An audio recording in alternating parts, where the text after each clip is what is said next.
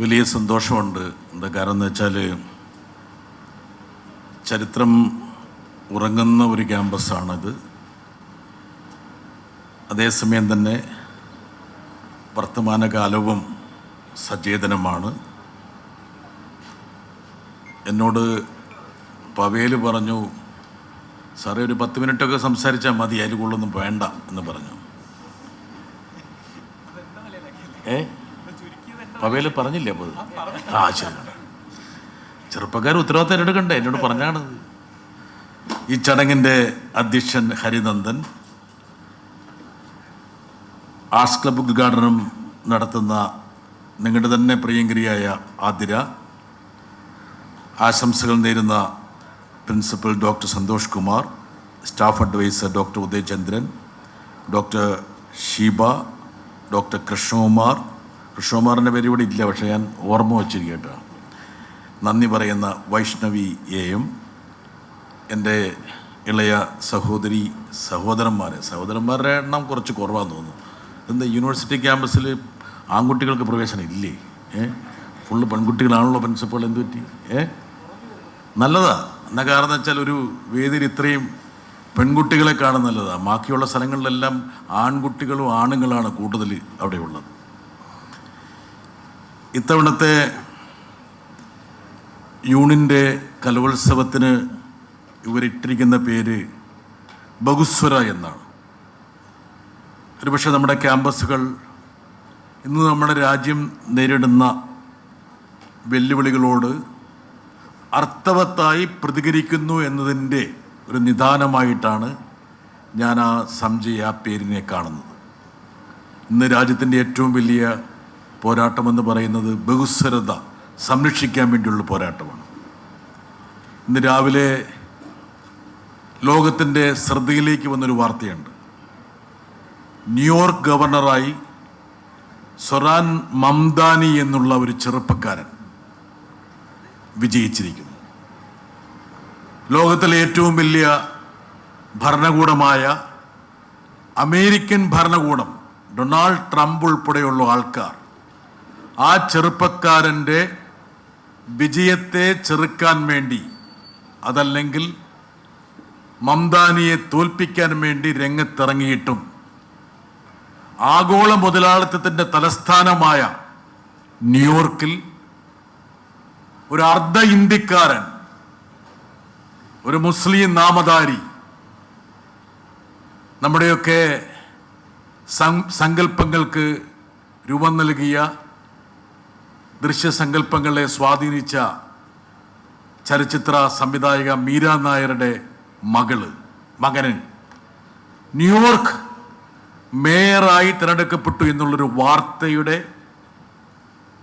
അനുബന്ധമായിട്ടാണ് ബഹുസ്വര എന്നുള്ള പേരിൽ ഈ ഒരു കലോത്സവം നടക്കുന്നത് എന്നുള്ളത് എന്നെ സന്തോഷിപ്പിക്കുന്നു. ഈ ഒരു ക്യാമ്പസിനെ കുറിച്ച് ഞാൻ നിങ്ങളെ ബോധ്യപ്പെടുത്തേണ്ട കാര്യമില്ല. ഒരുപാട് മഹത് വ്യക്തികൾ പഠിച്ചിറങ്ങിയ ഒരു ക്യാമ്പസാണ്. ഇനി ഒരുപാട് മഹത് വ്യക്തികളൊക്കെ ഇവിടെ ഉരുത്തിരിയാൻ പോകുന്നുണ്ട്. അവരൊക്കെ ഇവിടെ ഇരിപ്പുണ്ട്. KR നാരായണനാണ് അതിലൊരു വ്യക്തി. KR നാരായണൻ്റെ അർദ്ധകായ പ്രതിമ കഴിഞ്ഞ ആഴ്ച ഇവിടെ രാജ്ഭവനിൽ അനാച്ഛാദനം ചെയ്തു. ഇതിൽ സന്തോഷമുണ്ട്. എന്താ കാരണം എന്ന് വെച്ചാൽ ഗവർണർ തന്നെ താല്പര്യമെടുത്ത് KR നാരായണൻ്റെ പ്രതിമ അനാച്ഛാദനം ചെയ്തു എന്നുള്ളത്. പക്ഷെ KR നാരായണൻ ചരിത്രത്തിൽ അറിയപ്പെടുന്നത് 3 പ്രധാനപ്പെട്ട കാരണങ്ങൾ കൊണ്ടായിരിക്കും. ഗുജറാത്ത് കലാപം നടക്കുന്ന സമയത്ത് അദ്ദേഹം അന്നത്തെ പ്രധാനമന്ത്രി വാജ്പേയിയോട് പറഞ്ഞു, മുസ്ലിങ്ങളുടെ ജീവൻ രക്ഷപ്പെടുത്താൻ, അവിടെ കൂട്ടക്കൊലയ്ക്ക് ഇരയാകുന്നവരെ സംരക്ഷിക്കാൻ വേണ്ടി പട്ടാളത്തെ അയച്ച് ആ ഒരു കലാപത്തെ ശമിപ്പിക്കണമെന്ന് പറഞ്ഞു. 2, ബാബറി മസ്ജിദ് തകർക്കപ്പെട്ടപ്പോൾ രാഷ്ട്രപിതാവ് മഹാത്മാഗാന്ധിയുടെ വധത്തിന് ശേഷം ഇന്ത്യ കണ്ട ഏറ്റവും കളങ്കഭരിതമായ ഒരേടാണെന്ന് അദ്ദേഹം പരസ്യമായി പറഞ്ഞു.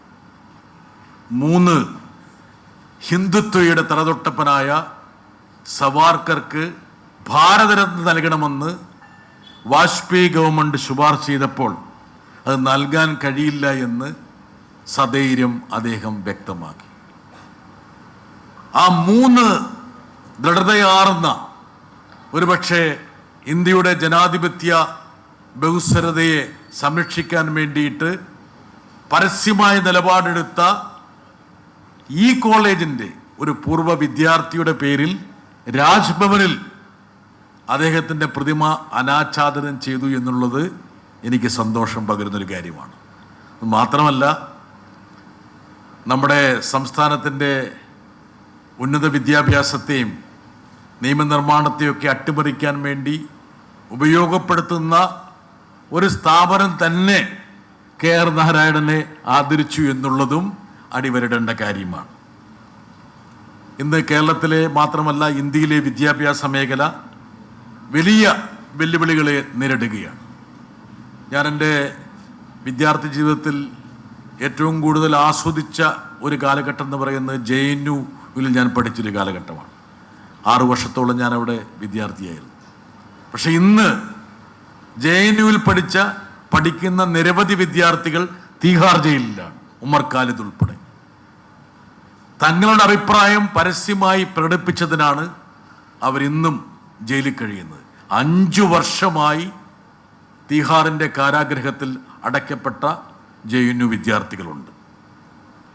കഴിഞ്ഞ ദിവസം JNUവിലെ ഒരു അധ്യാപകൻ എന്നോട് പറഞ്ഞു, ദില്ലി ഹൈക്കോടതിയിൽ മാത്രം JNUവിനെ കുറിച്ച് 600 കേസുകളുണ്ട്.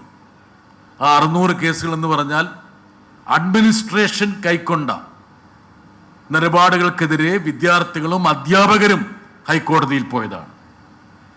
ഇന്ത്യയുടെ അക്കാദമിക് പശ്ചാത്തലത്തിൽ അഭിപ്രായ സ്വാതന്ത്ര്യത്തിൻ്റെ ഏറ്റവും പ്രധാനപ്പെട്ട ഒരു വിധാനമായിരുന്ന JNUവിൽ ഇന്ന് അർത്ഥവത്തായ സംവാദം അനുവദിക്കാതെ പോകുന്നു എന്നുള്ളതാണ് ഉന്നത വിദ്യാഭ്യാസ മേഖലയെ ഏറ്റവും കൂടുതൽ ഗ്രസിച്ചിരിക്കുന്ന ഒരു പ്രതിസന്ധി എന്ന് പറയുന്നത്.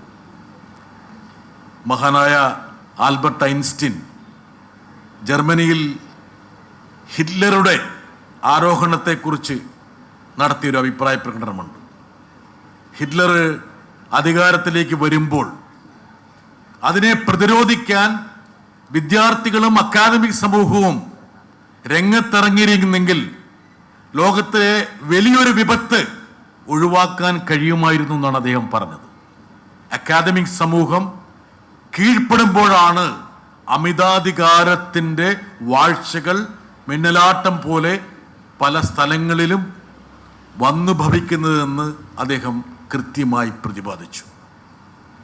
ഇന്ന് കേരളത്തിൻ്റെ ഉന്നത വിദ്യാഭ്യാസ മേഖലയെ റാഞ്ചാൻ വേണ്ടിയുള്ള ശ്രമങ്ങൾ നടന്നുകൊണ്ടിരിക്കുകയാണ്. കഴിഞ്ഞ ദിവസം ഞാൻ ഒരു വാർത്ത കണ്ടു. ഒരു ദളിത് വിദ്യാർത്ഥിക്ക് സംസ്കൃതം വേണ്ടത്ര പോരാ എന്നുള്ളത് കൊണ്ട് PhD നൽകാൻ കഴിയില്ല എന്ന് ഒരു ഡീൻ ചാൻസലർക്ക് എഴുതിയിരിക്കുന്നു.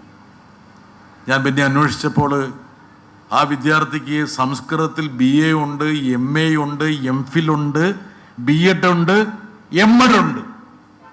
ആ വിദ്യാർത്ഥിയുടെ MPhil ഡിസർട്ടേഷന് സൂപ്പർവിഷൻ നടത്തിയ ആൾ തന്നെയാണ് സംസ്കൃതം പോരാ എന്ന പേരിൽ ആ കുട്ടിയുടെ, ഒരുപക്ഷെ ആ കുട്ടിക്കൊരു രാഷ്ട്രീയ പശ്ചാത്തലമുണ്ട് എന്നുള്ളൊരൊറ്റ കാരണമാണ് അവിടെ പ്രധാനപ്പെട്ട പ്രതിബന്ധമായി വന്നത് എന്നുള്ളത് പിന്നീട് മനസ്സിലാക്കാൻ കഴിയും. എത്ര കണ്ട് നമ്മുടെ വിദ്യാഭ്യാസ മേഖല കീഴ്പോട്ട് പോകുന്നു, അതല്ലെങ്കിൽ അതിനെ കീഴ്പോട്ട് വലിക്കാൻ വേണ്ടി അധികൃതർ ശ്രമിക്കുന്നു എന്നതിൻ്റെ ഒരു ദൃഷ്ടാന്തം കൂടിയായിട്ടാണ് ഞാനിത് കാണുന്നത്. കേരളത്തെ സ്ഫുടം ചെയ്തെടുക്കുന്നതിന് നമ്മുടെ വിദ്യാർത്ഥികൾക്കൊരു പങ്കുണ്ടായിരുന്നു. ഞാനെന്നുള്ള ഒരു പൊതുപ്രവർത്തകനെ സൃഷ്ടിച്ചത് ക്യാമ്പസാണ് എന്ന് ഞാൻ എപ്പോഴും പറയാറുണ്ട്. നമ്മുടെ ക്യാമ്പസുകൾ നൽകുന്ന ജനാധിപത്യപരമായിട്ടുള്ള ആ ഒരു പരിസരമാണ് ഒരു പൊതുപ്രവർത്തകനെ സൃഷ്ടിക്കുന്നതിൽ ഏറ്റവും കൂടുതൽ പങ്കുവഹിക്കുന്നത്. ഒരുപക്ഷെ ഇന്ന് കേരളം ആർജിച്ചിരിക്കുന്ന ആ നന്മകളെ സംരക്ഷിക്കാൻ ഒരു പടച്ചട്ടയായി പ്രവർത്തിക്കാൻ കഴിയുന്നത് കേരളത്തിലെ വിദ്യാർത്ഥി സമൂഹത്തിനാണ്.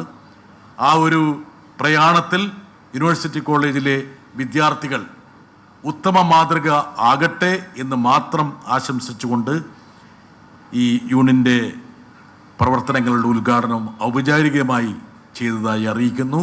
നന്ദി, നമസ്കാരം.